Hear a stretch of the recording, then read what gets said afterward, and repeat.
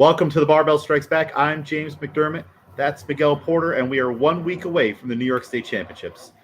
Are you pumped, Miguel? Yeah, it'll be a big weekend. I'm excited to see what everyone does. I think this has been like a pretty big buildup for our team. Yeah, I think it's been a great training cycle, a hard training cycle, a different training cycle. Last year, it's funny, states to states, we like build up to it in a different way.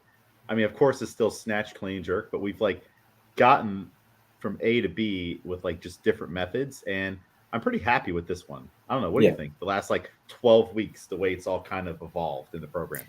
yeah, definitely. I think it's been a good mix. It's definitely been hard. It always gets hard. Um, but I feel like last year was like, it felt like grueling hard. Like we were really like crawling to the finish line. But yeah, Yeah. it's been a good mix this summer. Yeah, we have we've been doing a 3 week taper, you know, versus normally we just do like a week or two, nothing too crazy, even though the program itself kind of starts to wind down. But we've done like a purposeful 3 week taper instead of our normal 2 to 1. And I think that's been working out well because we're still going heavy, but the volume's down, like it's heavy in different ways.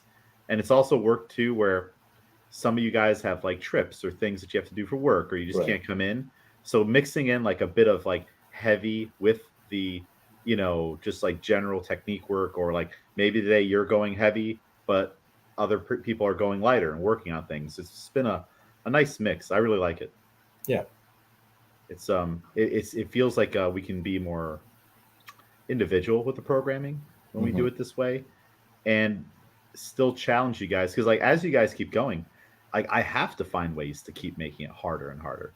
Like if you think about it, 5 years ago, even before, don't even factor in states, to make it hard for all of you guys as a collective group was way different than what it is now. Yeah. Yeah. Agreed. It's like back then we could just do just positions and stuff like that and drills, and even if it was max out or percentages, it was just different. Now I have to figure out like now it seems like we have, I mean we were doing this, but now we're doing a lot of like just like we've been hammering the doubles, which I really like. Hmm. That's and I feel like that's been a nicer way to make it hard in unique ways than doing, let's say, 3 position snatches, which we could do those. We will do those again, but they hit a little differently. It's Yeah. hard in a different way, and those can also be like psychologically too difficult at this point because you guys can really tee off on that drill now. Like you Hmm. can lift weights on the 3 position snatch that maybe 2 years ago were PRs on Yeah. just a one snatch. That's kind of crazy. What do you think about that? Just the rate of progress. Yeah, we're just really great at what we do, you know. No, I We're mean, professionals. yeah, I think it's like what you're saying. Just through years, and we still haven't put in the years that a lot of people have total in a sport, but just in the few years that all of us have, the adaptation to training is always going to come up. Um, So yeah, like you said, we've always done position stuff, even in our regular bar work, a lot of position work. So eventually the people in our club are going to have to adjust to, if you hate bar work, you're going to have to hate it a little less, or just find out a way to deal with it because it's going to be there regardless. So yeah. I sometimes do the math on like, all right, I know we do at least one, 3 position snatch, which I can always bank on. We're going to do three almost every single class, unless maybe it's like a class where it's free for all. You guys are warming up yourselves, kind of like we are now, getting closer to competition, and maybe you decide, well, I don't need to do all that, or I just don't like to do all that, or today's not the day for that. I do the math and like add up all the reps, and then like I just do it for like, well, how many is this for 5 years? It's ridiculous Yeah. how many reps we must do with just an empty barbell. It's wild. And we call it three position, but it's really four. Yeah, I I snuck in mean, the tall we snatch at one point. it used to be the mid thigh that we would sneak in, and then we got rid of that, but now we have the talls that we do. So yeah. I just like the tall snatch. I think it's so Yeah, good. no, I think it's good. It almost feels wrong when we do. position drills and warm up with the bar to not include the tall snatch at this point, because we used to never do it. Then we did it here and there. It might be like, all right, we're gonna do that on Wednesday. We'll add that in. Now it's every time, and I just I like it, and I like all the different variations we can do with it too. Like we can do flat-footed, where you just have to be even faster and pull under. We can go up on the toes, or my personal favorite is when we add in a longer pull. Like we might Yeah. dip, go up into it, and then another one we might go down to the knees, go up into the tall snatch. I think that's my favorite. I really love doing that. Yeah. So, I mean, hey, add them in, as you're warming up next week and during states, whatever you feel is necessary. Do you find that you throw out almost like everything, and like what do you, when you're warming up with just the bar for like an event like this? What do you just narrow it down to? What works the best for Miguel? It really depends. I say my big difference is that I put the bar down more. Like when we're in regular training as a group, you're kind of running through it with us, and I just hold on for until you tell us to put the bar down. When I'm going by myself at a meet, I definitely put the bar down a lot more. Um, but because of that, I think I do end up doing a lot of the pieces. Whereas Mhm. if I was to hold on, I think I would just cut a lot of things out. Um, I think the main thing, though, honestly, and I feel like I've said it many times before, I'm honestly just trying to look cool out on warm up platforms. So, like, do things that, like, I know this makes me look fast. So I'm going to do that. Or, like, a really fast muscle snatch looks really cool to other people. So Yeah. I'm definitely going to Well, do those. especially when you do a really fast muscle snatch with, let's say, 50, and there's some guy in there is like, I was going to open with that, Yeah. because people are watching that and thinking it, and I think it's cool because you guys get a lot of compliments on your lifting. I don't know if you hear them directly, but I hear them. So you guys always get a lot of compliments whenever we go to meets. And I think it's funny too that when you're doing stuff like that and like trying to look cool, it might be like psyching people out in the room, Oh, for sure. Yeah. and that's why that's a reason to do it, because they're like, whoa, he's looking so fast today. Especially like maybe if I was competing against you, let's say I didn't know you and I showed up and I just feel awful. I'm like struggling to make weight, warm-ups aren't going well, and I look over and I see that, and it's like, what am I supposed to do now? You know what I mean? Like you just cast those little seeds of doubt, and I love it. Yeah. Because why not? It's part of the game, right? Yeah. I mean, I'm not going to do anything that I know makes me look silly. Yeah. Not on meet day. That doesn't make me feel good. So, all the things that make me feel good and look good, I'll do to warm up. You're like the weightlifting Arnold. Like you've seen Pumping Iron, right? Yeah. Yeah. When he talks about how when they're like before the show pumping up and stuff, and he goes over like, "Oh, you're looking small," and he touches the competitor's shoulders, and like, or like he says things in a condescending way, where it's like a backhanded compliment or something like that, or he'll like tell them you should try this, and he does a ridiculous exercise, Yeah. and then when he turns around, they start doing it. That's a great part of that movie. What a villain, right? Yeah. Sometimes you got to be. It's more fun to be the villain. It's definitely. I mean, just don't go out of control with it, of course. Right. But yeah, I'm looking forward to the state championships. I'm looking forward to a lot of things. One, I'm looking forward to coaching you guys and seeing you guys do your thing, because that's of course a lot of fun. And I think that we have the opportunity to do some big stuff with our team. So I'm excited for that. There's of course the team competition where the grand prize is a barbell.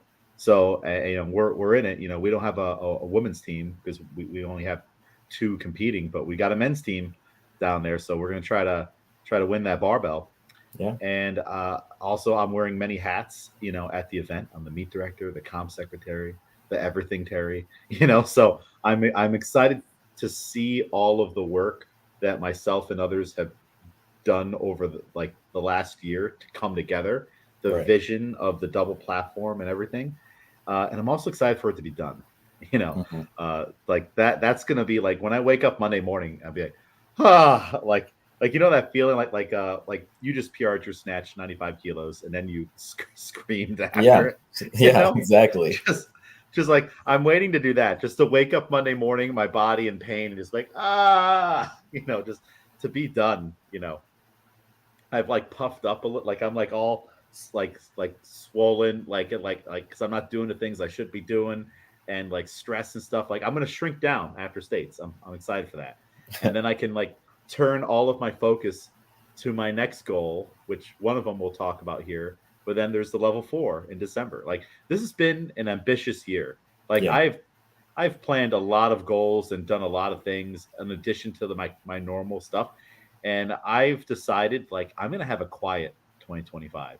Mhm. Like the world may be on fire in 2025, but I'll just be here with my just sipping my Fit A, just like I'm good. Yeah. Like I don't know what's gonna happen with all the stuff, but like this has been an ambitious 2024, and I'm ready to not do a lot in 2025. I don't know if that makes sense. Yeah. No, I get that. I'm retiring in 2020. But see you, everybody. Good luck with all of it. Yeah. I'm done. No. So yeah. Well, what we're talking about today is learn and play new sports regularly. Right? It's part of the 100 Words of Fitness that Greg Glassman wrote. So I'm going to pop it up here. We'll read about it, and then we have a lot of sporting things to kind of talk about in regards to trying new things. We just had the Albany CrossFit Combine, which I want you to talk all about. That was a great experience. That was an event you helped to put on at the gym. And also you did gymnastics, a gymnastics course. So you're training as a gymnast for a little while over the summer. And we got other stuff coming up too. So let me pop this up. 100 Words of Fitness. Let's see here. Of course, when we go to do things, things have to. I just had it open. I don't know what's. All right, hold on. We're gonna have to go to a web browser. Oh, there it is. Okay. Present. Share screen. And where is it? Yes. Okay. Can you see this? Yep. Perfect. Okay. So we have the 100 Words of Fitness. It is on the wall in our gym in the Barbell Club room on our big poster there. And we got to get it painted up on the wall again, just because this is essentially everything we do. And I don't know if you've ever thought about it this way, but as a CrossFit coach, the hierarchy of athletic development, the pyramid. This is essentially the pyramid. It's just flipped upside down. We start with nutrition, and then we move on to gymnastics and other stuff. So it's all in here. So let me read it real quick. Eat meat and vegetables, nuts and seeds, some fruit, little starch, and no sugar. Keep intake levels that will support exercise, but not body fat. Practice and train major lifts, deadlift, clean, squat, presses, C and J, and snatch. Similarly, master the basics of gymnastics, pull-ups, dips, rope climb, push-ups, sit-ups, presses to handstand, pirouettes, flips, splits, and holds, bike, run, swim, row, etc. Hard and fast, 5 or 6 days per week. Mix these elements in as many combinations and patterns as creativity will allow. Routine is the enemy. Keep workouts short and intense. Regularly learn and play new sports, which is where we're going to hang out. But what do you think when you see this, Miguel? This is essentially CrossFit, right? Yeah. Or one component of it. Yeah, and I think no matter what you do as your like preferred workout method, a lot of people end up in something that is like this. So outside of the CrossFit space, something that's been like taking off recently in the fitness realm is being like a hybrid athlete. It's essentially just people who do like lifting, like powerlifting, and also run. Really, if you were to like break it down to its core. So CrossFit. Yeah, essentially, I mean, it's really people just going, oh, I do love working out and like lifting heavy weights, but I also need cardio. And by whatever means people go about doing that, it's essentially this as well. And people are I think more open to that whole good nutrition is the foundation of all this. If you want to excel, that's what you need. So really, I think people are just getting into that realm of, oh, I need to do multiple things. I can be great at my thing, but I also need, if I want to be not useful, but, like active and, I can do anything I want to do. This is kind of what I need. I need to Well, be kind of at what you're least saying touching is all of this. you want to look like you work out and work Right. out.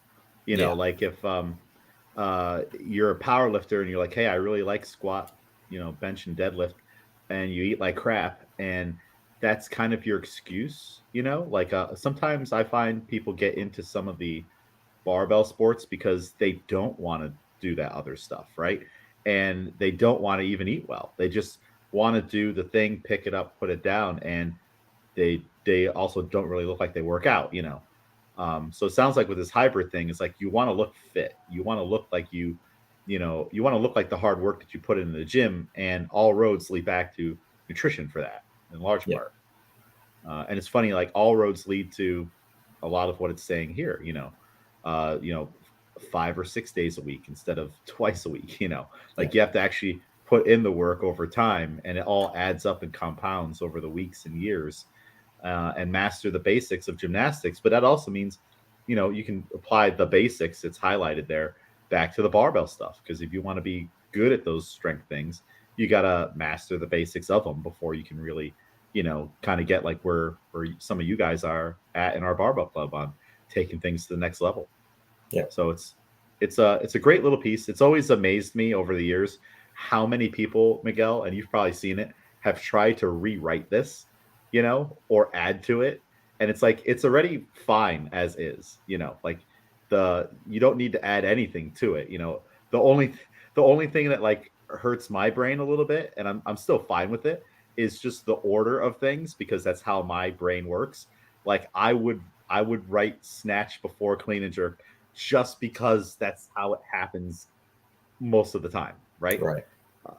And I would, if I would want to have it match the pyramid, I would mention gymnastics first, then the weightlifting. But it doesn't matter because even with the pyramid, it's all these things: nutrition, metcon, gymnastics, weights, and then you've got sports.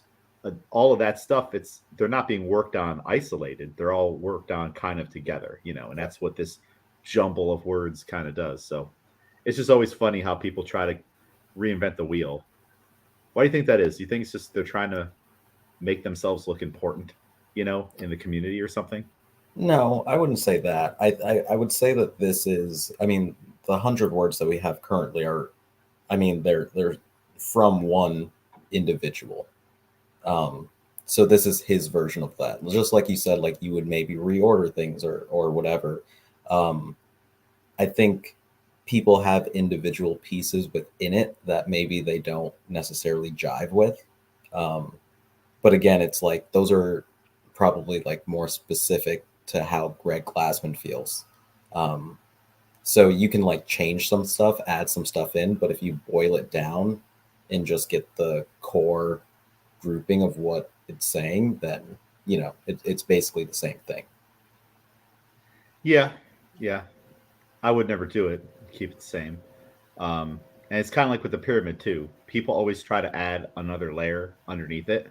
They'll add like mobility, or sleep or something like that. But it's like, all right, that's good, but we're kind of getting in the weeds here. We're gonna have a pyramid that's like this Yeah, big, and now you're getting further and further away from nutrition.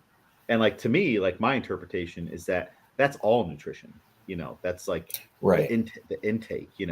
The with the nutrition part, like you're trying to affect your body on a biomechanical level, or biochemical level. So you're eating, you're drinking. It doesn't say water there, right, or hydration, right. but that's a part of nutrition, and so is the sleep and all the other stuff. So, yeah, I don't know. I think people just get in the weeds with it too much on all that stuff. And all you got to do, probably, when you do get into the weeds, maybe as a coach or even an athlete, is just suck it all back into the basics, the most simplest things, Right. Yeah. and then hopefully that'll help you course correct.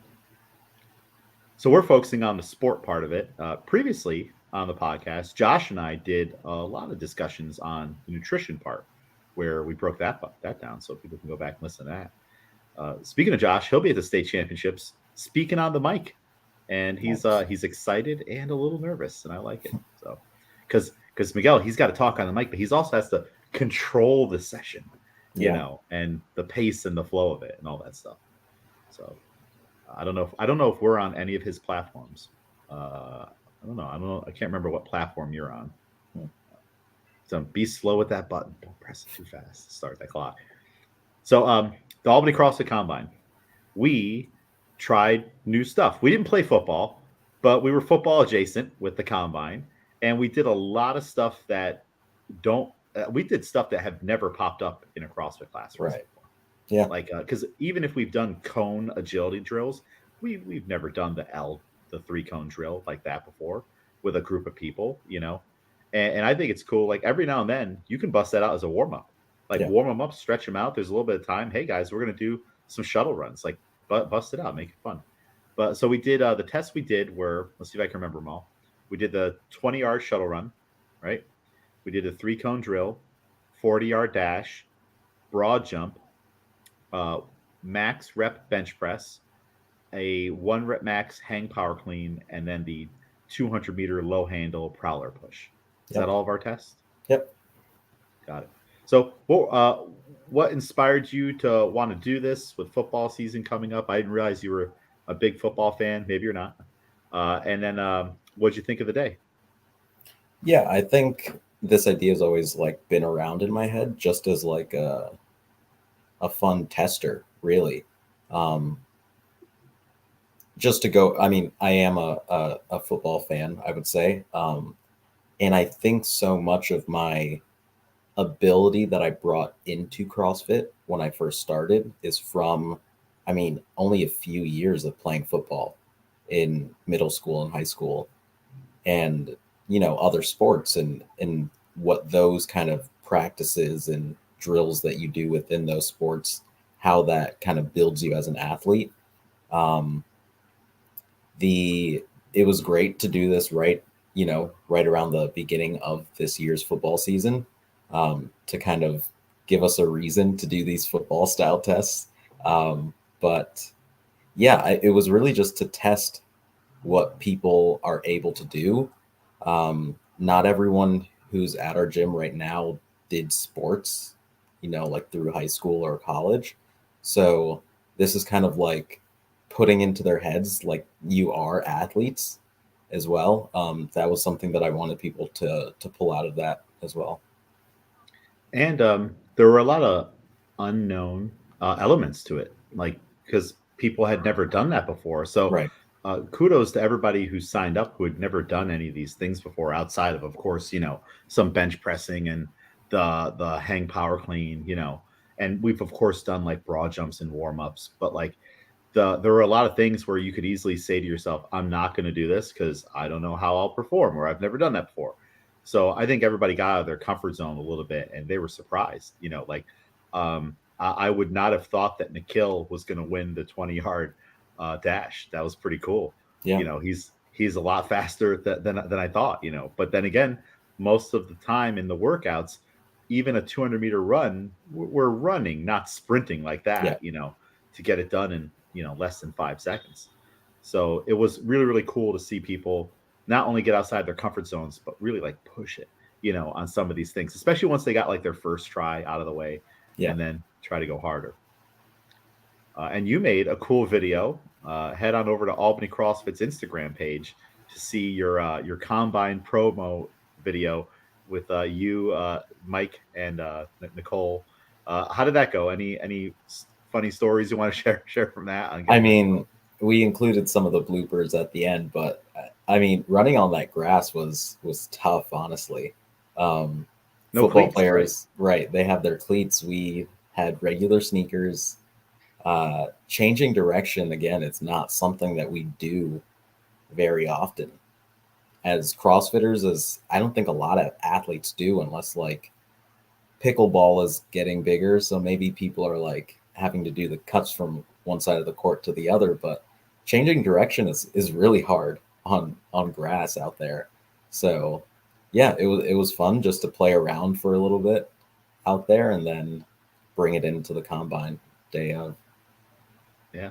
The main changing directions we do, like, all right, change the directions on the snatch, stand up, squat down, Right. That's it's all in like that sagittal plane that we just live there. And CrossFit as a activity, and if you want to say sport, kind of lives there. Not a whole lot of that other stuff. Even though they do those like long sprints sometimes at the games, but Yeah. even that's a little bit different than like, getting 3 cones out and Uh-huh. running through that.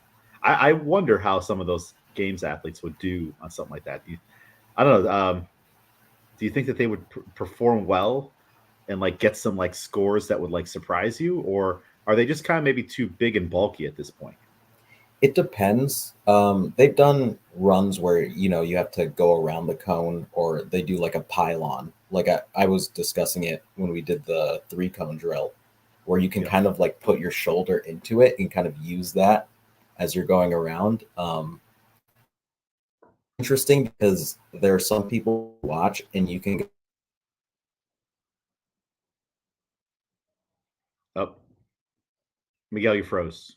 I don't know if you can hear me. It's always funny when people freeze on Zoom.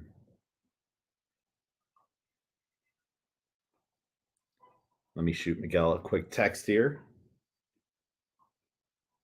Technology.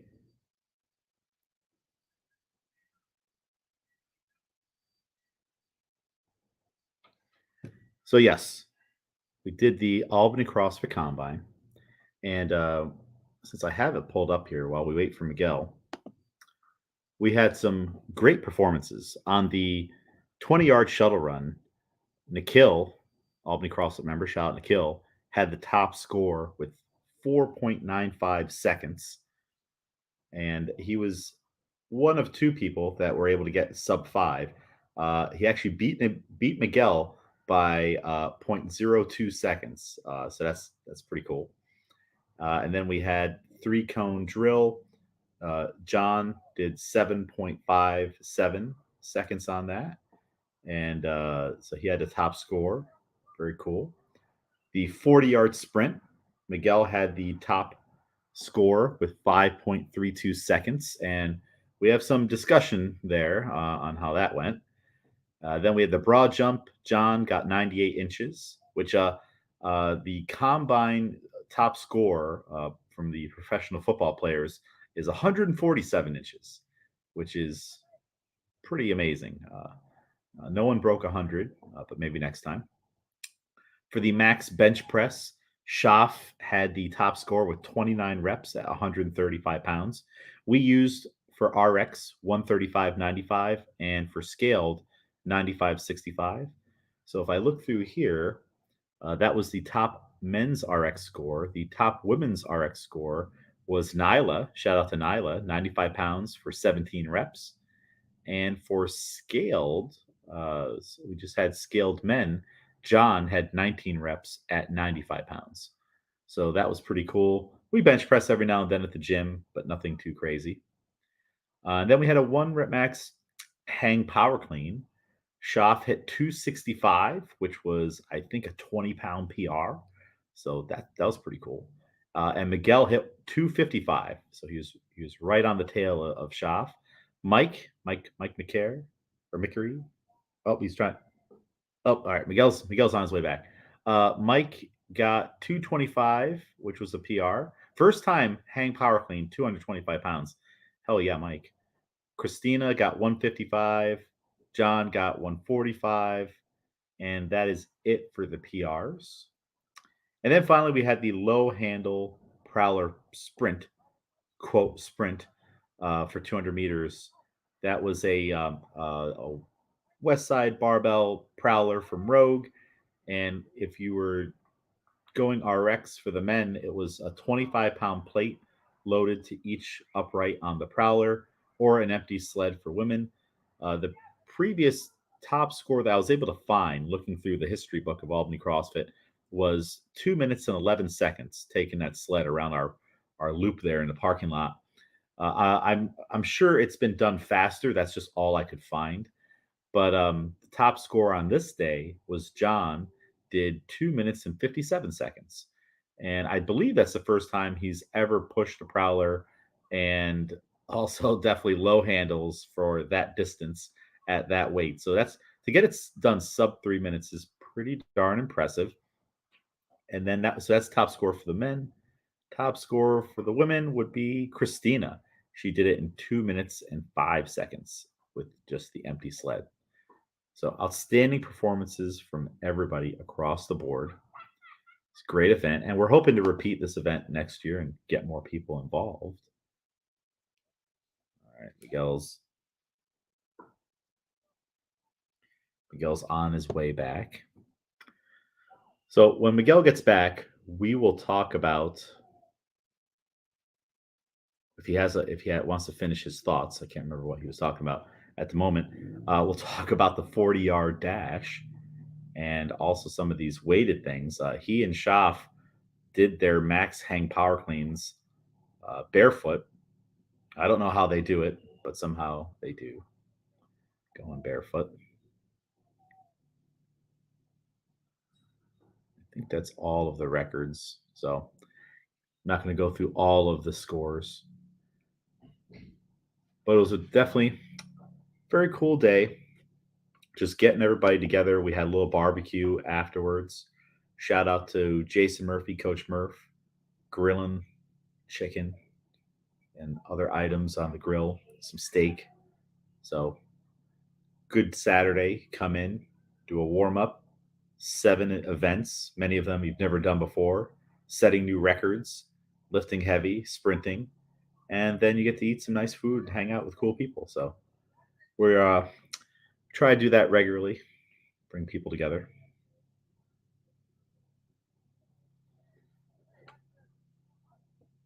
Once Miguel gets back and we talk about the combine, we will also talk about Miguel's foray into gymnastics, where he did a gymnastics course over the summer, just once a week, getting outside of his comfort zone.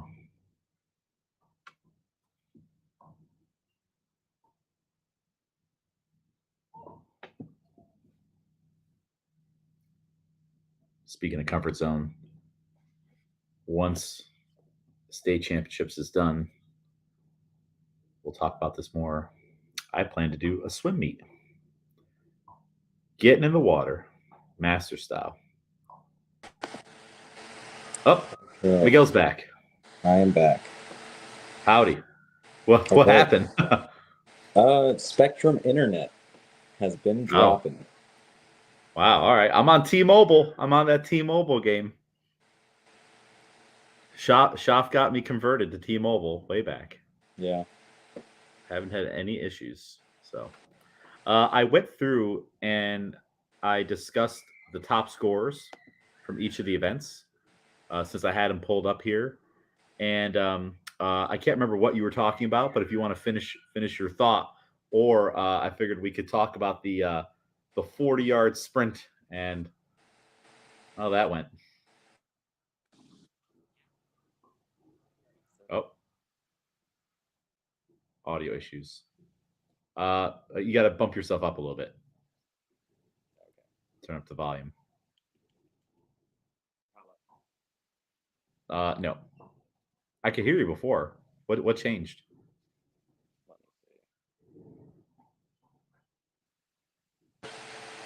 Okay. Probably good now. Yep, I can hear you now.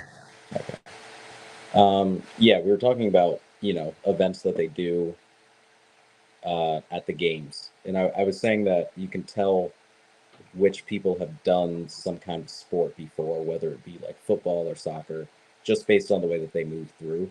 It doesn't always guarantee like a top score. Like, again, you can have people who've never done it before and they just figure out that they're whizzes at it. But I think that's also interesting because, maybe someone has a missed calling that they've never had to do lateral movement before. And when they do, they realize that they're really good at it. And maybe they would have excelled in some other area of sport. Yeah. It's almost like if I mean right now there's a lot of games athletes that are coming up as kids and youths, and teens, but some of the older people that are maybe excelling in some of these events maybe had CrossFit been around even earlier, they would have gotten involved in sports and fitness and stuff and funneled into something else. It's interesting to think about Yeah, what could be, because often we think about how other sports kind of have the athletes we want. Like there are probably like how many people in the NFL um, could just roll into weightlifting and be like otherworldly. right. Like they would like instantly make us like the dominant country. Like if we had like 10 of them, and they're probably guys that like don't even get to play. They're like not even Yeah, the stars. They're yeah, just like on the bench and on the team, and they would be like world class, unbeatable. It'd be nuts. yeah. And of course, we never get those people because there's no money in weightlift. Like, why in the world would you do it? And same with CrossFit. You have to wonder if some of those people eventually came over. Do you think that if one of those guys decided that they wanted to do it, that they would just take over in a couple of years? It kind of depends. I mean, yes, I think there would be instances of that, but I find it to be a some things don't always translate.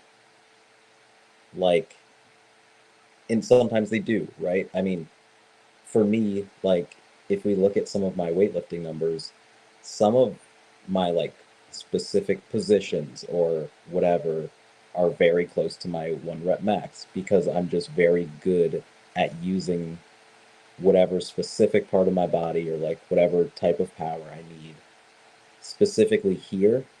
And it doesn't always translate to, okay, then your big like main lifts should be this percentage higher. So I think sometimes you get so sports specific that it looks like you can, but it doesn't always translate. Yeah.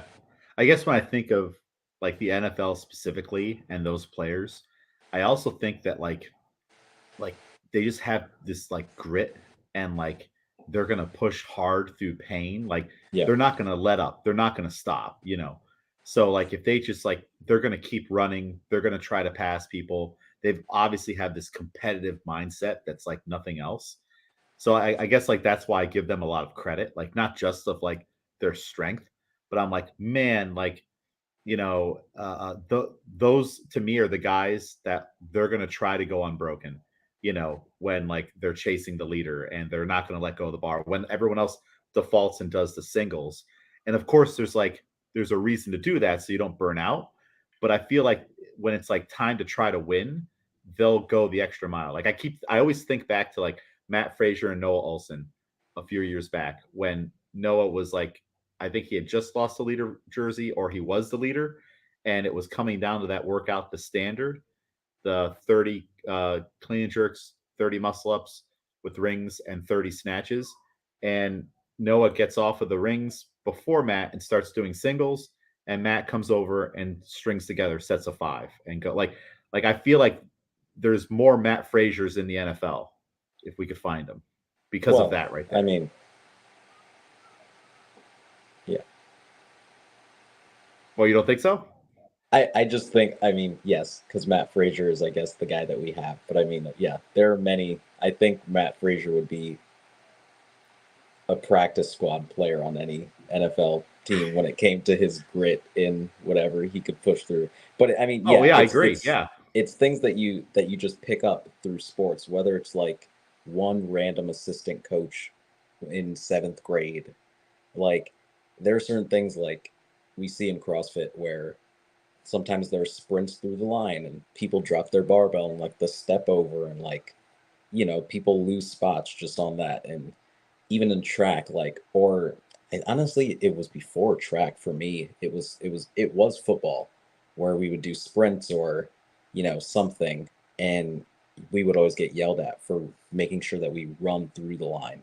Like, don't pull up right before the line. You have to run all the way through it, and then after you've cleared it by a good amount, then you start to slow down. And still, you don't even stop. You just like decelerate. But yeah, yeah, Yeah. Yeah. Oh, yeah. I'm just using Matt Frazier as the example. I think that like any of those guys would just destroy, like they're on another level because of what you just said, and it makes me think if eventually there's going to be a hole in the CrossFit sport where the old guard is going to get replaced by all of these people who are essentially growing up as CrossFitters. But since they grew up as CrossFitters and don't have the wrestling background or the track background or football background, when one of those people decides they want to roll over, they're just gonna run through everybody. And yeah, all of a sudden they'll be like, where did this guy come from? Well, it's because you guys have been practicing since you were like little how to pace workouts and break things up and stuff. And this guy's just horsing through it. And and then when you try to stay with him, you might not be able to. yeah. It's that, and I mean, it's as simple as you program the CrossFit Games the same-ish way for 5 years, and then you do a slightly different element in the sixth year. That's still CrossFit, but people haven't been doing it. Like if we did the softball toss next year at the games, how would people do?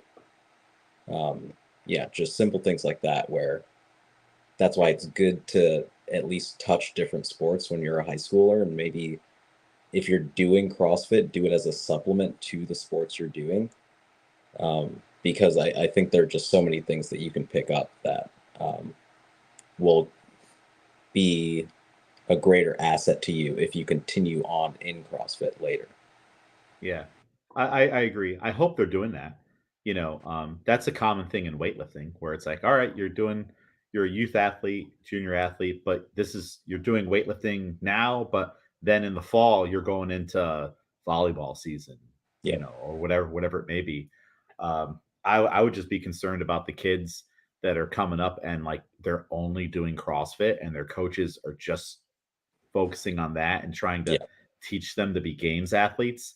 And I don't think it's going to pan out in the long run.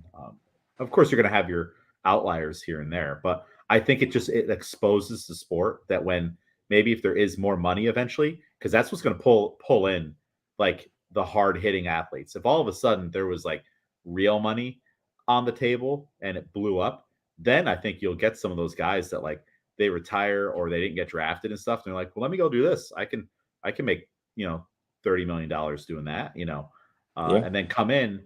And then it's like, can those kids that came up in this environment, can they handle that level of competitiveness where it's like, no, that dude came here to win the 30 million. Like he's not putting down the bar. He's not coming off the pull-up bar. He doesn't care. His hands are ripped. He used to get crushed by giant men all the time, or elbowed in the face on the track course. And like they're just used to different things, yeah, and they came to win. And yeah, I think it's interesting. I think it's going to happen if the sport gets the money involved. I don't think there's any reason for those people to come around if there's right. not money involved Yeah. because they would have came already. Hmm. What do you think about that?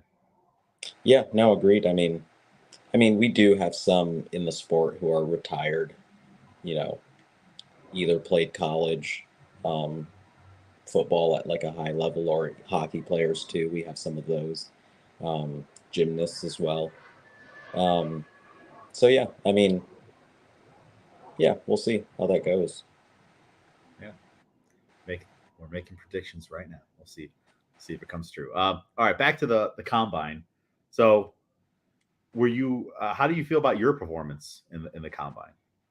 Um, Good. I mean, I didn't get to do all the events, of course, but um, I figured I didn't expect to like win every event at all. But I figured I would be within the top of every event, like top three, which I Mhm. think of the events that I did, I was pretty much around there. Yeah, second place on the shuttle run. I think it's cool that Nikhil beat you by such a small margin, 4.95 versus 4.97. Yeah. Uh, that's got to feel good. Beat one of your coaches. People know how strong you are. Like that's got to feel good. Like you've done that before, and you're like, I that feels mean, good. it was, I cheered so loud knowing that I got second. because I put everything into that as well. So like Yeah. I was chasing him the entire time. Like that was also the fun part, was that he had the top score the entire time. He was the first one up, right? Or close to it. Well, I was first for all of them. I think he Oh, was that's right. closer Yep. towards the end, but like as we got to him and he did it the first time, I was like, wait, what? And then like we went around again, and I think he got faster the second time. I'm not completely sure, but yeah. Yeah. On the 3 cone drill, you were second. John did 7.57 and you did 7.81. Yeah. Yeah. 3 cone drill. Was that what you were expecting on the 3 cone drill, or were you satisfied with that? Yeah. Again, I wasn't necessarily thinking that I would like come first every time. I knew that somebody would just, based on how people were moving, I could tell that there would be somebody who could beat me in that. And Yeah. it being John, actually, it makes sense as well. Because I mean, we're similar builds, but he moves very quick. Yeah. He was a little faster on the transitions, Yeah. on just turning around. I don't know, were you I mean, but was there an element of in the back of your head on like I can't blow out my knee or anything on like I can't do the little extra gear that could possibly ruin things. So I have a meet coming up in 2 weeks. Yeah. I mean, the shoes that I was wearing weren't great for this. But I mean, even beyond that, yeah, it's hard to pick up speed and then know that you have to stop. I just haven't done that type of thing in such a long time that it was pure like fear almost. Um, of like, okay, I would have to shoot my leg out really far, maybe even shoot the leg out beyond the line so that I can touch the line as fast as possible. And then because when you take so much time trying to stop yourself so that you get right at the line to touch it, those are like the tenths of a second that matter. Yeah. Um, but yeah, no, I was good with second on that as well. Yeah, and it's like knowing your single leg history, uh, probably not the best to throw it out there to be Yeah, solo as you twist around and touch it and go back. That's John was doing that. He was slightly going over a little yeah, bit. Um, on the 40-yard sprint, you had first place, yeah, 5.32 seconds. That was your first go at it, and John was 5.38 for second place. So that it was an uphill course, but everybody did the same course, and not dramatically uphill. I no, wonder if we were completely flat, you'd be like what? Like maybe you could shave off 6 sec or 0.606, something like that. yeah. I'm not completely sure. It depends. I mean, they obviously do it on the grass as well with cleats and all Yeah, that. So the buildup is a little bit different. But the 5.33 I thought was really slow for me. I honestly can't remember the last time I ran a 40 or if I even like really did it. Because at those lower levels of high school football, like you don't need to do it. Like no coach yeah. cares enough to like really time you. Um, but yeah, that's why I wanted to go again. Um, I was talking to, if you remember, Will Cardona, used to be a member of Albany CrossFit. I was talking to him yesterday as well, because he was looking through all our combine scores and talking to me about it, and we were joking about my 5.33 because he was like, "Man, you can't even get like practice squad drafted if you run a 5.3 in the combine." And yeah, it was funny because that's kind of how I felt when I ran it. I was like, I feel like I can get closer to sub 5. As I was running it, I could kind of feel my body, which now I guess makes sense. It was kind of felt like it was like at the red line of like when you're in your car and like the RPMs and you see where it gets to the red, like it felt like I was right at the line. And I was like, I Mhm. can go faster. I can feel the point where my body's like, here's fast, but I can go faster than just fast. Yeah, Um, and then I pulled my hamstring. So, yeah. yeah. It happens. It happened. I think that second time though, I was on track for a faster time. I pulled up like 10 steps before the end. I think that's the video I sent you was the second attempt, possibly. Yeah. Um, yeah, little hammy thing going on there. I wonder if it would have been different if we were on a flatter course, if that would have saved your hammy at all. I don't know. Or could it have put Yeah. it in greater risk Right. if we Like I were on a was flatter thinking like course? if we ended up going the opposite direction, but I think going downhill might have been worse. Yeah. I everyone was belly aching about going uphill a little bit. It's like, look, we're just what are we doing here? Like and if have you ever tried to sprint downhill? Because I've done it and like good luck. Like it's even harder to stop, you know. Right. And you just start accelerating way beyond what you can do, even though it's a little, low grade incline. But it's just funny the people that wanted to go downhill. It's like this would be way worse for you if we went downhill. I Yeah. think we would have had more injuries if we went downhill. At least uphill is like self-limiting just a little bit. Yeah. Agreed. You skipped the broad jump, and John had the top score for that, 98 inches. Max bench press, Schaff got top score for that. And you got, where's Miguel? 15 reps at 135. Do you think you could have squeaked out a couple more reps there? 100%. Even as I put the bar in for 15, I was like, I could have done some more. But it's hard. I mean, it's something that I probably would have like yelled at other people for, but once I hit 15, I was like, that's a round number. I can stop. Yeah, I wonder if Mike had gone before you, if you would have pushed for 20 or so, because Mike Yeah. got 19. And I think he probably could have squeaked out maybe a couple more, but maybe for Mike that was like for the day the limit. I think it had you gone first, you might have tried to go for a little bit more, just on the principle of trying to beat Mike, Yeah. potentially. For the hang power clean, Schaff took first place, 265, which was a 20-pound PR. And you got second place with 255 with a not so great hammy. Yep. So who can hang power clean 255, which was a 10-pound PR? 20-pound PR? No, that was a 30 pound. All right. All right, it's ridiculous. Like a 30-pound hang power clean PR with a busted hammy from a 40-yard sprint after the max bench press. It's like, and no shoes, just barefoot and socks. I don't know how you guys do that, but yeah, I don't know. Explain yourself. What's going on here?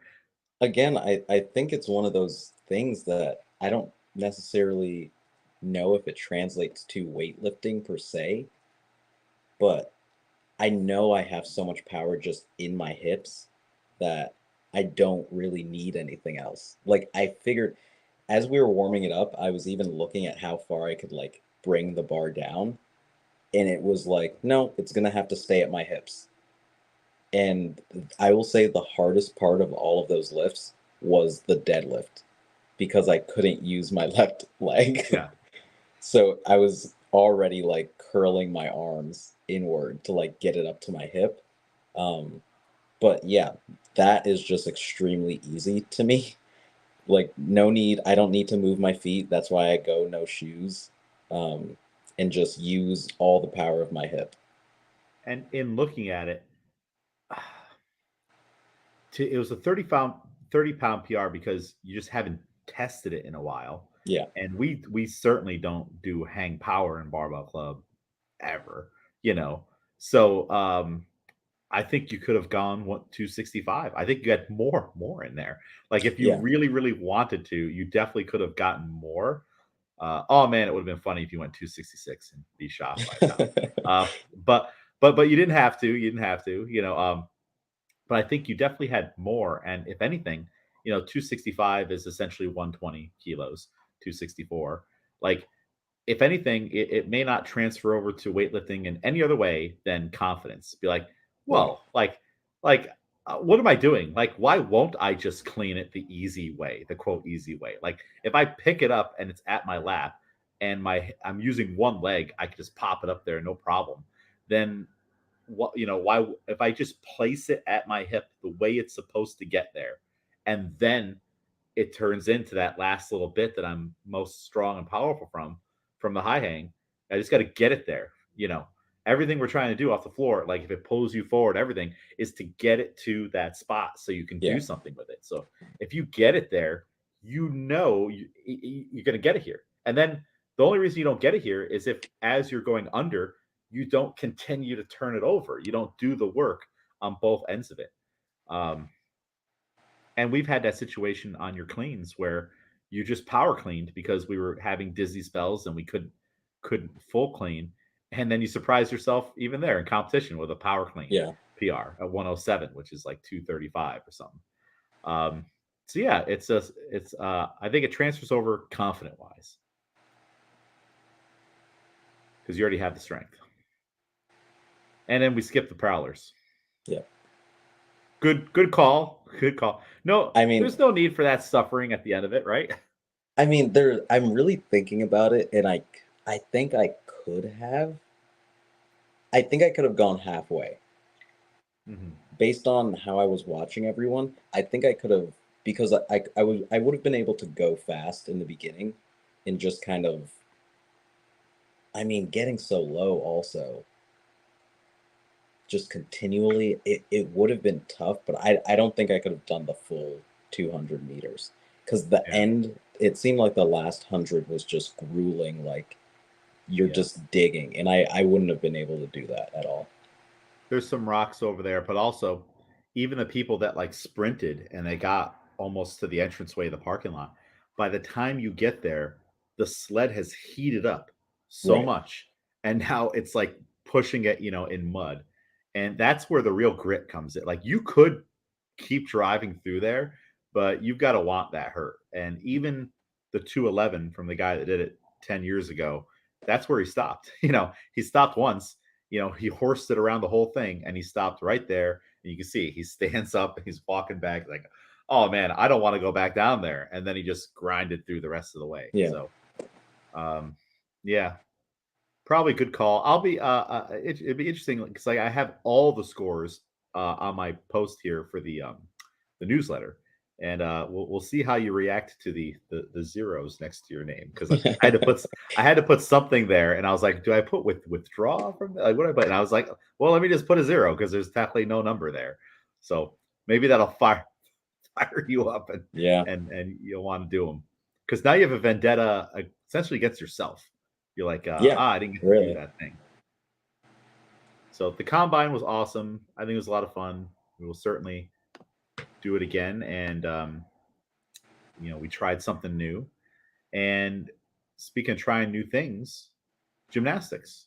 So you did a gymnastics class where you were in a gymnastics gym with athletes and trainers that's their whole focus, right?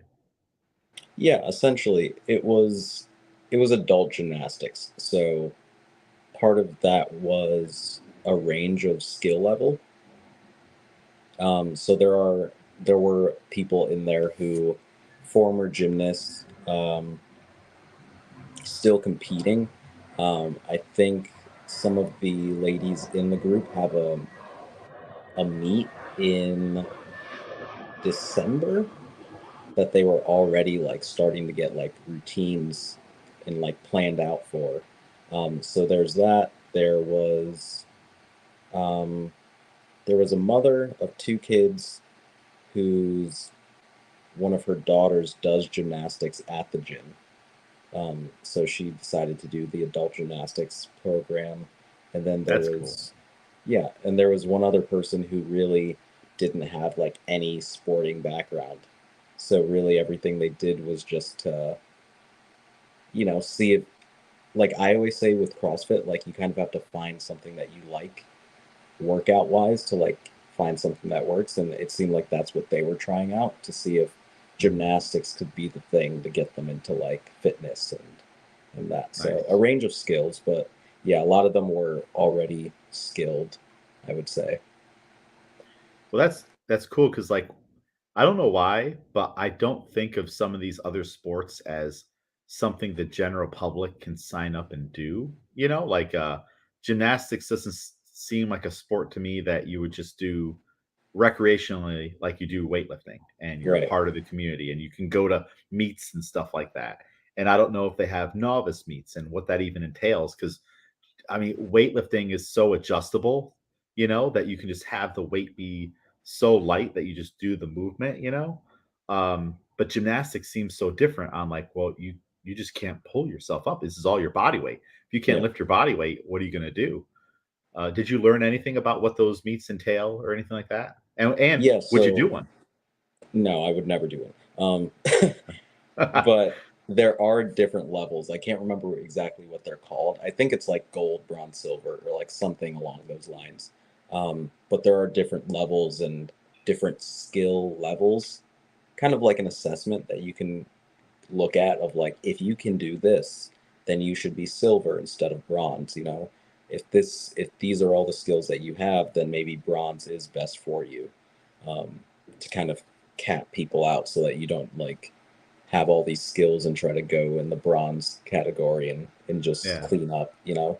Um, I do think it is tougher.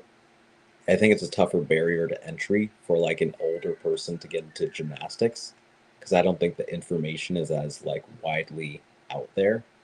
And I feel mhm. like their gyms are a little bit more like closed off.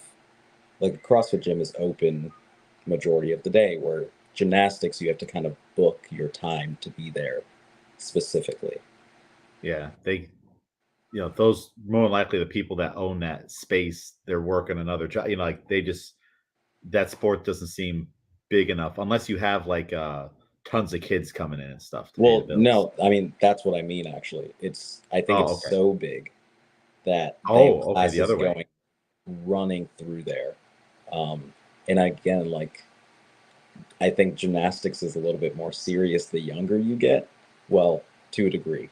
Um, but yeah, they have kids starting from like 3 years old all the way up to teenagers that they need that gym space because a lot of them train real hard, real long, and like really need those implements when they need them.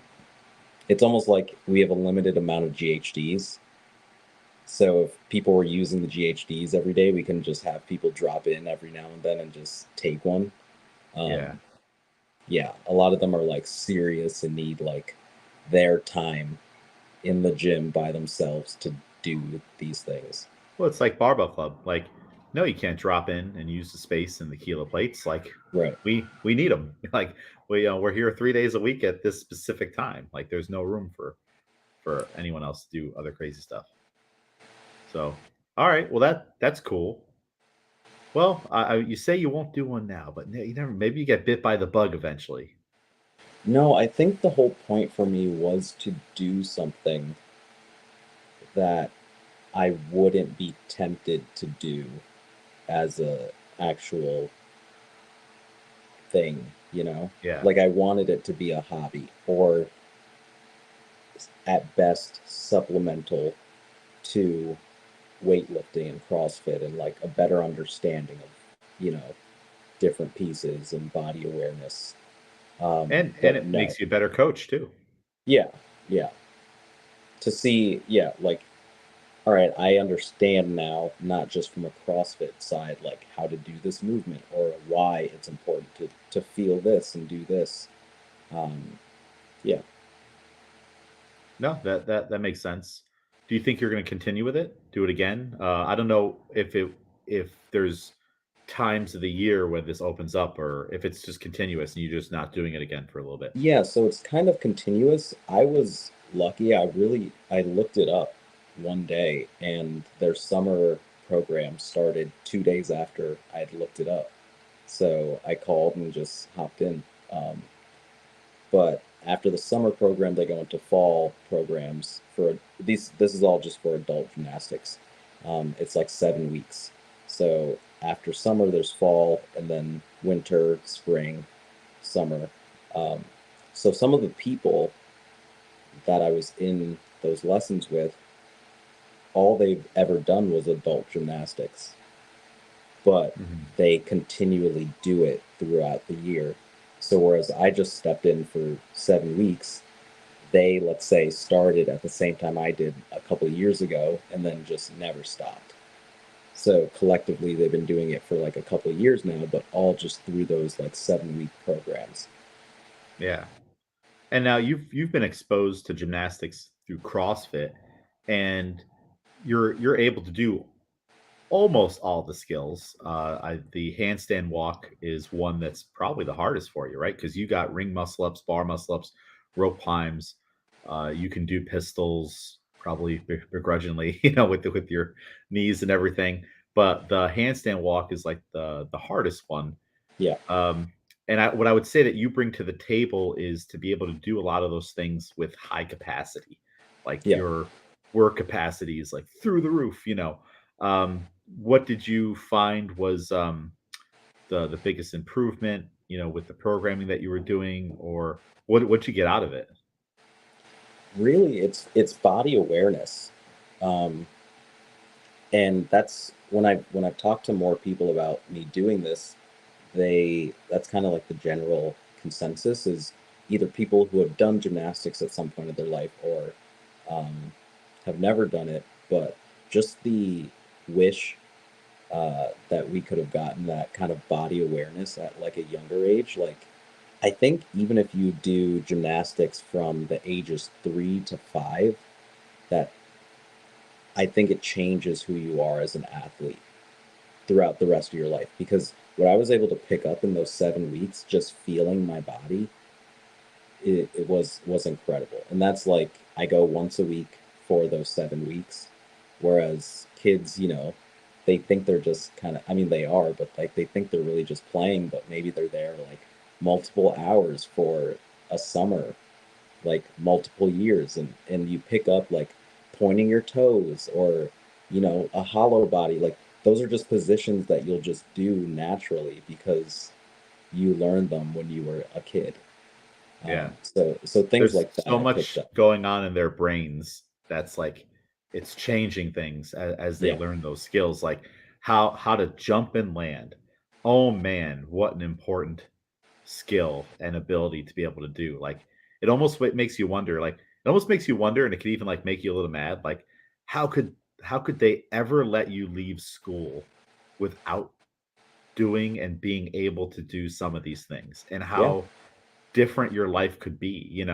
I mean, take health out of it, because people are going to make their own decisions as they grow up and decide what they're going to eat and what kind of lifestyle they're going to follow. But like, just the what you could do for a person on just jumping and landing. How do we do that? Just playing, moving your body and different things. And like you said, making universal shapes that still take place out in life, like even outside of all these sports. Like it almost feels like it should definitely be required in some way, or touched upon, but it's not. I know when I went to school, we didn't do any of that. yeah, We were on the scooters that you jam your fingers under, and yeah, going yeah, around doing stuff like that. You leave school with mangled fingers yeah, instead of knowing how to jump and land, but like no one ever I didn't do sports, so no one ever told me like how to jump and land and stuff like that. I just picked it up all throughout CrossFit. That's it. yeah. And I mean, So even when I was younger, I picked up a lot of stuff from movies and was just kind of able to do them. But flips were where I drew the line. Anything where my field of vision drastically changes, like a backflip to me is terrifying because I can't see what's yeah, behind me until I'm already going. That's insane. Um, but yeah, things like flips, knowing when to turn in the air, kind of going into it, was something that I had to learn across these 7 weeks. Um, the coach was taking videos of me to kind of show me how I was landing because he was just kind of having me do like jump and rolls um, on a mat. And I forward don't know roll. if it was not a forward roll, it was like a almost like a dive to kind of teach me how to round my back Mhm. because obviously with everything we do and like weightlifting, We're we the like try so complete hard opposite not way. to. So I was like slapping against the mat because I wasn't tucking everything in. So just learning how to do that and just building up week by week. I think even now with this time off that I'm taking from it, if I was to start again next summer, I could pretty much pick up again where I left off, just because of a confidence thing as well. Like I can go off a trampoline and do just a standing front flip off of that. I know what speed I have to go to because I had so much power and I was able to do certain things, but with no real control or knowledge of what I was doing. So yeah, it was really the body awareness, and I think that also translated back to my lifts where I was engaging my core in ways that I didn't even know I could. Yeah, And now you're doing it on snatches and clean jerks. yeah, no, like honestly, I can feel it like beyond like the circular breathing and feeling everything braced.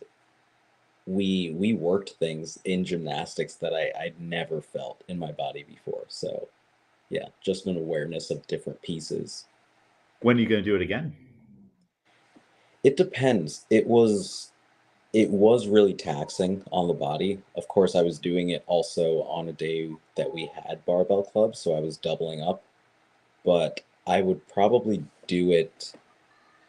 I don't know if I'll do it again this winter. That would probably be the best time overall, just because of what we would be doing in barbell club. Um, And gearing up to the open too, you know. right. But I don't know. I think it's an easy format of just 7 weeks, not too high commitment. It's not that expensive relatively. Um, but yeah, I'd be down to do it in winter, potentially spring, maybe summer again. Um, yeah, I do think that I'm gonna go back though. I want to pick up some more things. Yeah, I mean, why not? It's just another thing to have in the toolbox, you know, Yeah, and just keep getting better at it because it's only going to transfer to your CrossFit and your weightlifting in positive ways. It didn't take anything away, you know, and it's not like we had a meet coming up. But I think even with other than states, you know, but that was still we kind of did like, have 80K Series 1. oh, that's right. I That's right. Hey, and we almost PR'd ripped a my snatch. hands.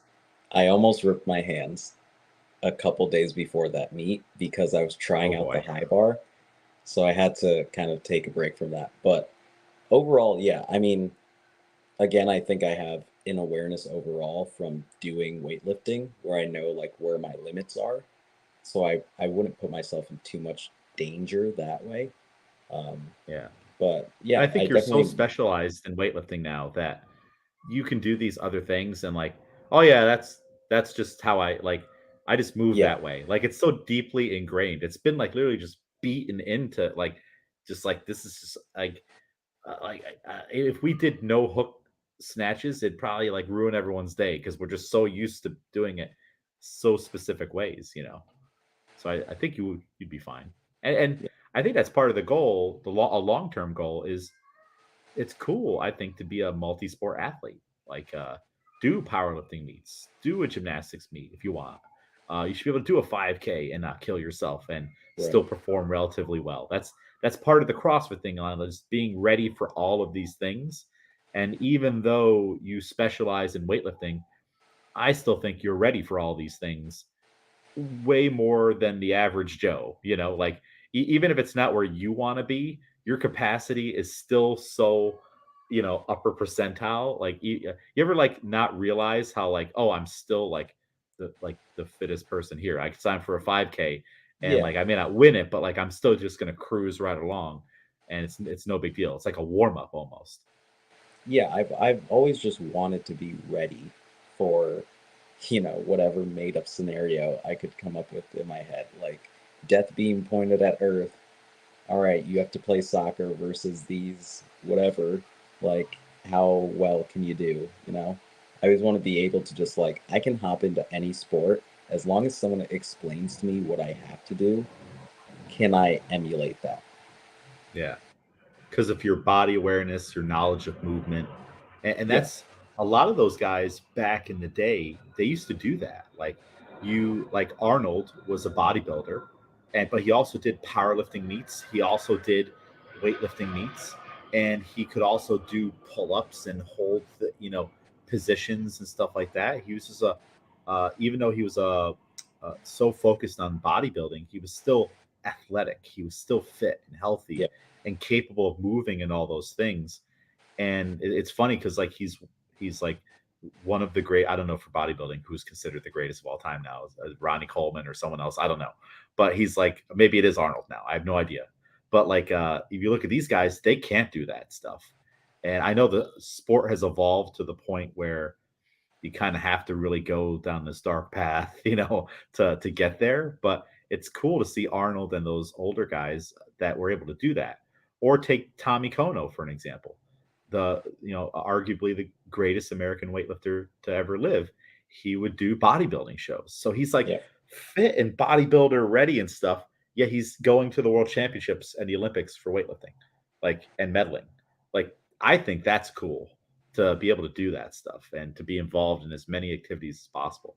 And I think that it will help your main focus, even if you do it alongside to not because weightlifting gets pretty dark and dreary and repetitive and you're not hitting the weights you want to hit all the time and you have these aches and pains and weightlifting can just beat you down sometimes. And I think it's great to have other outlets, even if Yeah. they're just adjacent, like with CrossFit It's or good to powerlifting. have like a little break. And even like with Abby and Maria doing their triathlon, it's something Yeah. similar where I want to be able to always be in a spot where, okay, I can sign up for one in that's maybe 6 months away.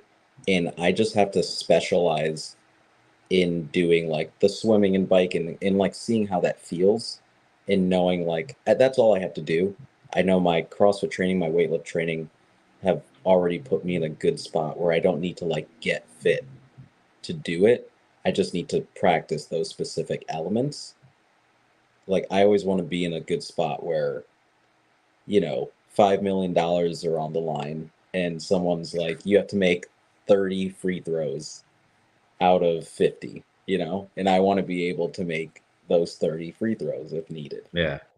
Get the money. Just silly things like that in my head, but in a real world sense where I just want to be prepared for anything. Yeah. Like when I was deep into the weightlifting and I would still do powerlifting meets here and there, I was never concerned. Like I didn't do deadlifts, but I knew what my upper end deadlift was, and I'm pulling on heavy cleans and snatches all the time. Because the program back then was just to max out or go heavy every day, So I was never concerned that my grip wasn't going to be strong enough for anything like that. It might be a few weeks before, let me test my deadlift and then go do the meet. Yeah. Or if it's a sumo deadlift, well, where do I like to put my feet? And then it's because of the advantages of the sumo deadlift, I'm just going to pull a house right now, and that I don't have to turn over onto my shoulders. Yeah. And so it's like easier in that way. And maybe just like, all right, I should probably bench press a couple times to remember how to bench press. And the back squat, doing that every day. Like, so it's like it's funny when like parts of another sport are accessory movements for your sport, and that helps you have confidence just to go into it. Or even like doing the open, like, all right, I'm confident with these weights. I know I'm gonna have to breathe heavy, but I can still do pull-ups. So it's fun to be able to use your abilities in different ways here and there. And even when in let's say CrossFit or the open, a weightlifting thing pops up, you're like, oh, all right, well, that's for me. I can Right. really like show my strengths on that one and then just not die on the other weeks, and put up a good score. So it's fun. I'm always pro being a multi-sport athlete.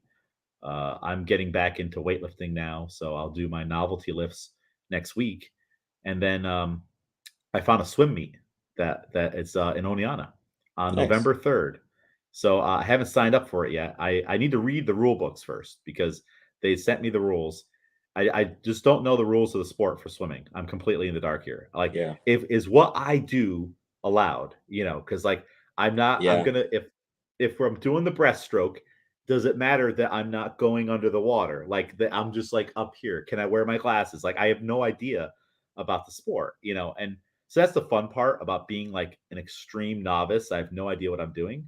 And I emailed the one lady and I'm like, hey, what's the time limit on on the courses? And she's like, oh, there is no time limit. I was like, good, good. Yeah. Because I'm like, and I've been going to the pool. I'm like, well, how long does it take me to get down and back? You know, it's like, all right, that was 2 minutes on that one or whatever it was.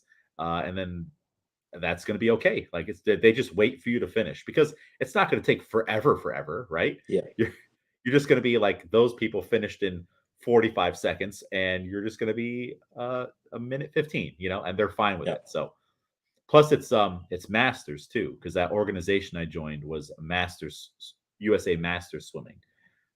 And I was looking at the records. See, it sucks you in. I'm like looking at the records and what people did at the last meet, and I'm like, why are you looking at this, Jason McDermott? You don't need to be paying attention to this. Go, yeah. And I'm like, but I want to know. I want to see what's going on here, you know. And I was also looking to see like, well, how many people in my age group joined last year, you know. Um, so yeah, I'm thinking I'm going to do it. It's funny. It's on November 3rd. You have until October 29th to sign up. So, and guess how much it costs to do a swim meet? It's probably free, isn't it? It's almost free. Six Yeah. dollars. Okay. There's Yeah. $6 down payment, and then per event you want to do, like if you want to do the 200 breaststroke, the 50 free, it's $6 for each of those. So you get to like look at the menu and decide which ones you're going to do. So if I do like 3 events, it's like cheaper than even a weightlifting meet was back when Oh I yeah. started weight. And also, and so now I was swimming the other day, and I was thinking to myself about the cost, and I was like, we must keep this secret alive, like because Yeah. if it blows up all of a sudden, yeah, it's $225 to do a swim meet, and then an extra add-on $50 per thing. If it was a bigger sport, they would totally do that, just like Yeah. in weightlifting. Things are so much more expensive, so it's kind of cool to be in like it's almost like a hidden secret of a sport, like no one thinks to like go and do a swim meet, you know. Well, I feel like pools are just everywhere. So as long as in a lot of places, again, since they're everywhere, you can kind of just rent out that time. You're really probably just paying the the lifeguards, really. Yeah, yeah, probably.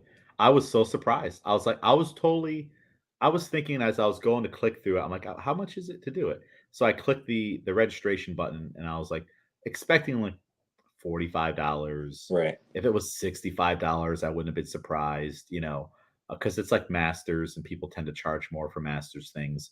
And then it said $6. I was like, oh my God, like it's almost it's almost ridiculous to not do it with it Yeah. being $6. Like Sure. even if I go in, I'm just doing my James McDermott moves.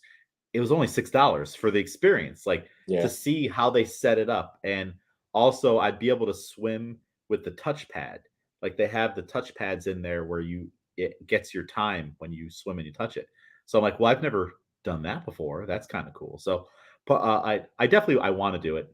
But it's funny. It's like here we go. I'm adding more goals to my busy year. But I was like, well, it'd be good to get the first one out of the way now, and it'll motivate me to keep training to it.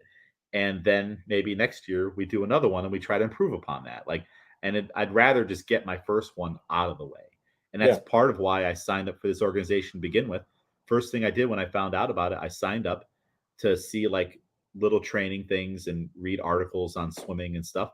And then of course I was looking, I'm like, where's that competition button? Where are the meets going on around here? Hmm. So I think I kind of feel like if I'm gonna continue with swimming and I want to, like I have to do this. You know, like I don't know.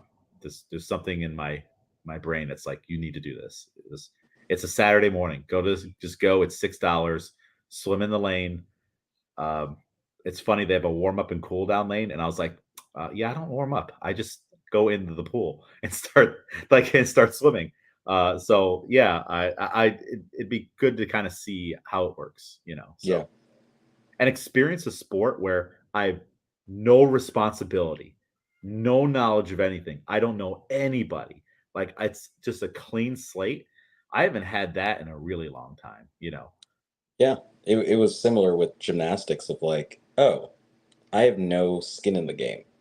People were even Yeah. like talking, especially with like the Olympics going on around the same time. There were like drama with gymnastics and everything, and I was like, I have no clue.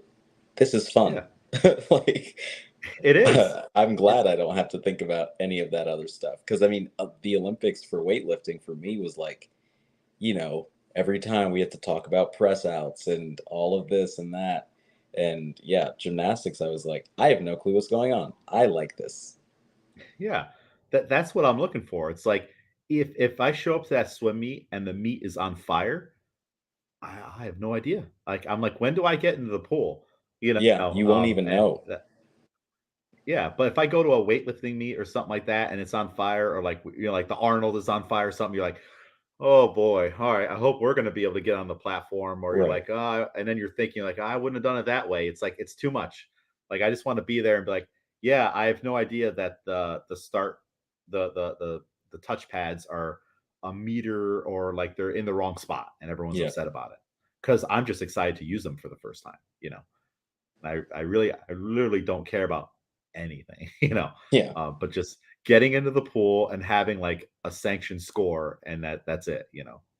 So I think that's for people like us who like we're in so deep into CrossFit and weightlifting.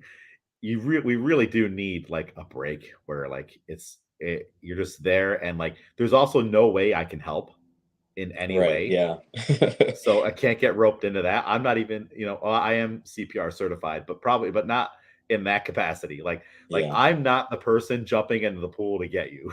Like that doesn't mean I won't, but like we might both be in danger. you know. Right.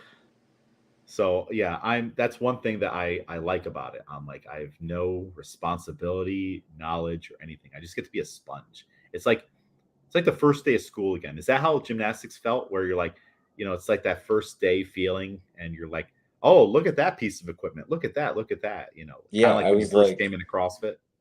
I really just, I touched everything when I did gymnastics. I was like, sure, I don't know if I like that or don't like that. So I'm going to try it and then we'll see. Yeah, Yeah. It was nice. yeah. That's the way to do it.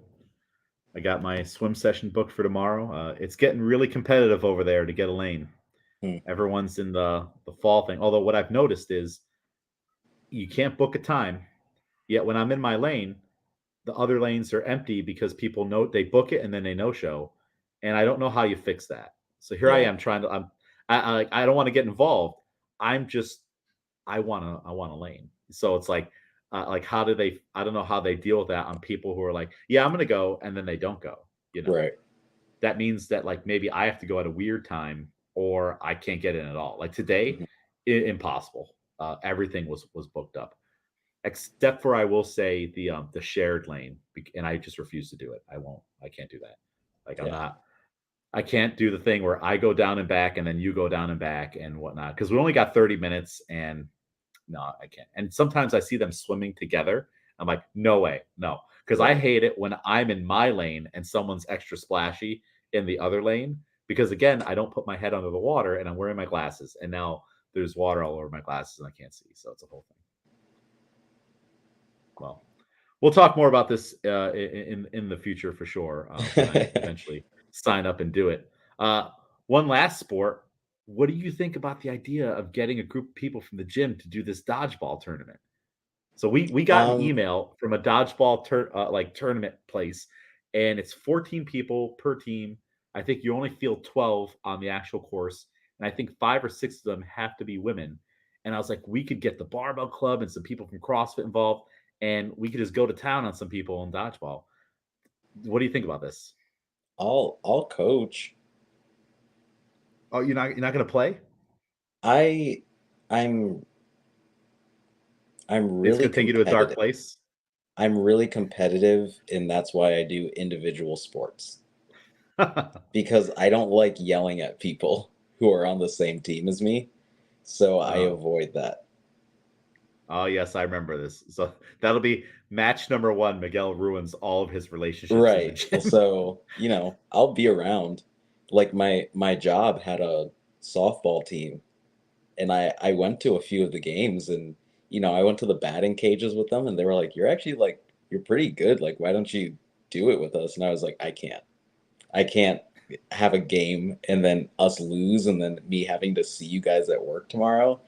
I don't think that'll Oh, be good." man. So, No, I just I'll picture you support the showing team up for to the sure. game in like a supportive mode, but like I'm like, I wonder what Miguel's blood pressure is right now. Like as we're like on the like we're a couple points down and you're just like Yeah, I'm just either like I have to sit there in silence or I'm just the coach now and I'm on the field because yeah, all right, all right. Well, what if you're an alternate? Like you're just I could be an like we alternate. all right, yeah, like we got to have this many people. Such and such can't come. We're gonna have to forfeit the match. We get Miguel in there, um, and it's just this one time. You have to deal with everybody, but maybe we win. How does Right. your how did things? I'm trying to think of like Miguel when we're winning versus Miguel when we're losing because I've never seen Miguel when we're losing. That's the thing. Yeah, when we're winning, everyone can have fun. Everyone should be having fun. If we're losing, I don't want nobody should be laughing, no smiles. No good time. Let's get to work, please. Mm. So the for fun element kind of goes out the window a little bit. Yeah, because losing isn't fun. So Yeah, yeah. Okay, all right. Flash forward to the docu series, yeah. when you're in like the couch talking about like, I don't know why Schaff threw the ball that way. He did. And then that guy caught it and bounced it back, and then I was out and it wasn't my fault. Like you're just going through the Yeah. whole thing. Oh man. Okay. All right. Well, I'm gonna keep putting feelers out there. I think maybe we would have some people in the gym that'd be interested. I think that'd be a cool gym experience, Yeah. to do something different. So I'm gonna keep working on it, and it's in line with trying and playing new sports. It's just Right. something different, and I feel like it has a nice community building aspect to it. Maybe if we have a nice mix of barbell club and CrossFit, just bringing people together that normally wouldn't be. And also maybe then we can steal some people from CrossFit. Like Yeah. just think about full circle here, full circle. Like Nyla comes, she's doing, the dodgeball, makes friends with Haley and everybody. And next thing you know, she's signed up for Barbell Club, and we stole another one. We stole another one from CrossFit. It could happen. Yeah, cool. Well, we got to find more activities and sports to try out. I do think a cool experience would be, and I wonder if anybody's done it.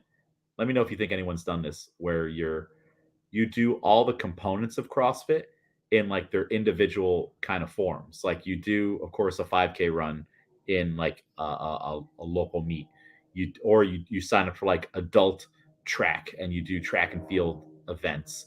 You do like Highland Games. You do strongman, a weightlifting meet. You do a bike race or a triathlon. You do a swim meet. Do a gymnastics meet. For beginners. Do you think anyone's like done those like maybe not in a calendar year, although I do think that'd be a cool year to plan out. Um, and would you ever want to do something like that? Yeah. No, I mean, honestly, I think if I never picked up weightlifting specifically, that I probably would have done something like that. I've always liked the like 3 month challenge, like pick up a sport for this amount of time. Here's the next event for it. How much training can I get in to do this? Like, I would love to like document something like that with just almost like a calendar year, or if it's like a year and a half, 2 years, and just see like I tried all these different elements and here's how Yeah. each one was. Yeah. Yeah, like you do a gymnastics meet in January if there is one, then you kind of roll into the CrossFit Open, and that counts as a CrossFit event. And then of course weightlifting meets and powerlifting meets are like a dime a dozen. You can find one of those at some point and plan it out. Um, I don't know about younger swim meets. Maybe when you're a masters athlete, there'll Yeah. be some of those. Um, but yeah, I think that'd be super fun, to do and kind of plan it out. It's almost like there should be like a little achievement patch or badge if you do something like if someone could like coordinate that. And I'm sure that wouldn't be too hard to do. Like right now, they do regions for the masters swimming thing. So it's like would it be too difficult for Adirondack weightlifting, the regional side of RWSO up here, to kind of partner with the Adirondack, thing for swimming and like do like these combined things where if you do all three, you get a prize or something? and Yeah. like try to promote each other's sports. Cool. It would take a lot of work, but it does sound like a cool experience, to be Yeah, able to do that. for sure. Not saying that I want to be the one to do that either. Like that, someone's got to. If you're listening, make it happen. Someone's got to do that work. Yeah. Right now, I'm barely surviving the state championships. It's put me to the end. Speaking of which, I have a meeting to verify all the entries here in 20 minutes. So, Miguel, any other thoughts on regularly learning and playing new sports? No, other than just, yeah, the name of this. Regularly try and do new sports or go back to ones that you've done before that you haven't touched in a while. Just keep Yeah, it flowing, keep it new and fresh, and yeah, do the things that you find fun or find something that you find fun. yeah, and everything counts. Everything's on the table. Like we've had a couple little ping pong tournaments at our gym, and I if they do it again, I would like to do it. I didn't do it before because of my feet. I'm like, I'm not going to be able to like go over here or go over there. But now that that's gotten a lot better, I definitely would like to do it because I like ping pong. Ping pong's fun. Yeah. Like who wouldn't want to play that? So I would like to do that again. And I think for me, one thing that's going to help me get back into sports is to do a variety of them. If if I just decide I'm going to be a master's weightlifter, I'll kill myself. I'll like I'll say it like I it would be a path to destruction, Miguel, a path to destruction because the things that I'm gonna want to do, just the training of it, like it's way better for me just to be a general athlete and be like, yeah, I'll do another meet and improve my now total and stuff like that, but not be like it's got to be this and I'm trying to Right. qualify for this and other things and whatnot. Like if I do it that way, then I'm more at peace with eventually getting to the point where okay, we can squat clean again. Yeah. Yay. But if I go back into it and this is my only focus, it'll get way too obsessive, way too quick. And I'll start to remember those old feelings and I'll start to do with what I've done a little bit. Luckily, I've been so busy with this meet that I haven't been on my own Instagram page looking at like a lot of my old videos and stuff. Like it happened a little bit. And then all of a sudden I got really busy with the meet, and that's probably a good thing, you know. But of course, I went to the John North Donnie Schenkel seminar, and it's like, oh, we're back in 2015 right now, just with like just seeing them there and like being in the group and stuff like that. And like I don't want to lead myself down a path of destruction. So it's like, hey, let's go in the pool. Yeah. Go in the pool, swim. Do the open in whatever capacity and just enjoy the fact that I can do these things again. That's enough right now. That's Yeah. enough. Like you don't have to try to do all these other things. And if anything, it's like a new fun thing. Like maybe it's not my plan, but maybe as part of like a low key 2025, it's just like do more activities and like kind of like say, all right, in 2025, I did ping pong, I did a swim meet, I did this, I did that, and like those are positive things. I did the open again for the first time in a while versus like, yep, I'm going in and here's another hour of weightlifting or 3 hours of weight, just the same thing over and over again, and getting way too obsessive with it. Yeah. Not that that's the thing, and weightlifting was not the thing that caused any issues to begin with. So I want to make that clear. Weightlifting is not the villain, but it certainly could be going back into it. It's Yeah. weightlifting right now is like Thanos in Endgame when he's like, you couldn't live with your defeat or whatnot, and where did it bring you? Back to me. That's weightlifting, and it's like we don't need to do that right now. Yeah. Um, we can just be an athlete, and that's what I had wanted to do before. So we can like build up the ground base now. Do that. So we'll start off. Cool. Awesome. Well, Miguel, where can people find you? On Instagram at couldn't be Miguel. Go to Albany CrossFit Barbell Club on Instagram to see Miguel's PR 95 kilo snatch. Real quick, when people watch it, you let out a lot of emotions. Was that just built up for just that weight in particular? Because you didn't do that with 94, Although 94 was in a much more public setting at a meet. So, what brought all that out real quick? Yeah, no, that was definitely like a built up number for a very long time. Um, yeah, I don't know. I mean, we'll see if I on like the next milestones what it is, but I feel like 95 was really built up in my mind for a long S- time. Especially since you almost did you get there hitting every individual kilo between 90 and 95 all on its own? Yeah. Did that make it worse Um, or better?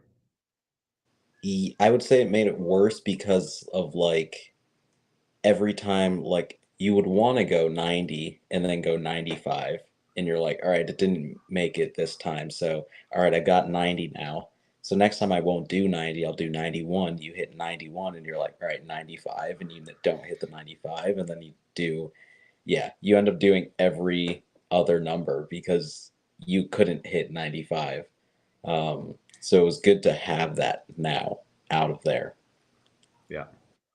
Yeah, and I don't see 96 being the same. It just doesn't have the same thing unless all of a sudden you start just hitting 96, 97, 98, 99, Yeah. 100.